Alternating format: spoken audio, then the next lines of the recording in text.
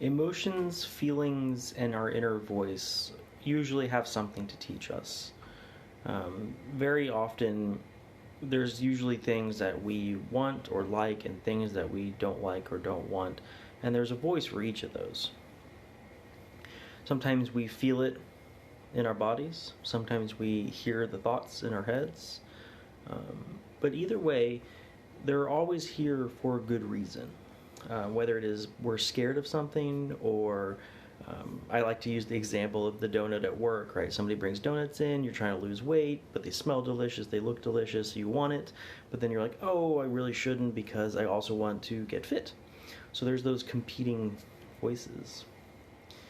And what's interesting is if we suppress these feelings and these emotions and these voices, all we're really doing is delaying the inevitable thing that we need to deal with. So if we take them and analyze them and figure out what those voices, those emotions, and those feelings are wanting, then we can align ourselves, focus those feelings and those voices and those emotions into a direction that is beneficial to our overall goals and purposes. So often we get emotional burnout because we're trying to fight those voices, those feelings, those emotions. And when we get fatigued, we make bad choices. So if we can align all of them to our purpose, our goal, our destination, then we're more productive, we're more happy, we're more successful in whatever it is that we're trying to do. And there's lots of ways to do this. Just a couple ones that I enjoy are journaling. Get those thoughts and emotions and feelings out on a piece of paper so you can actually see visually what it is. And then the act of writing is also very cathartic too. You can do a burn ceremony where you take those negative feelings and then light it on fire on a piece of paper and let it go.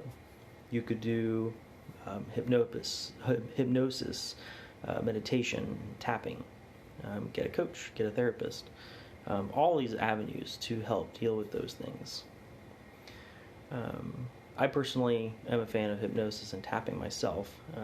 I think they're extremely effective. Ritual has an expectation of result too. So any kind of ritual, like the burning of the paper, are also, in my mind, very effective. It depends on the needs and the level.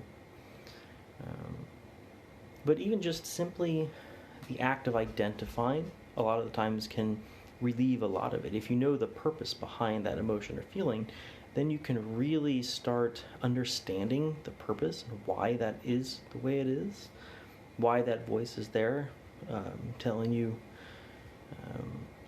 to do or not to do something. For example, the donut, right? It may taste very good, and it may be a stress relief.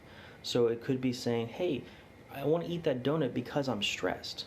Okay, well, now that I know I'm stressed, I can replace the donut with exercise, with meditation, with relaxation. I don't have to eat the donut to get the same result. So then you can say, okay, that part of me needs stress reduction. So instead of eating that donut, which is a stress relief, I can go do the healthier habit aligning with my goals. So then that part of you that wants to that stress reduction then can refocus on obtaining the same goal. So there's lots of little techniques and tricks, and I'd love to go into them. Probably one-on-one is best, or maybe a small group. If you guys are interested, let me know. I'd love to go into it in further detail.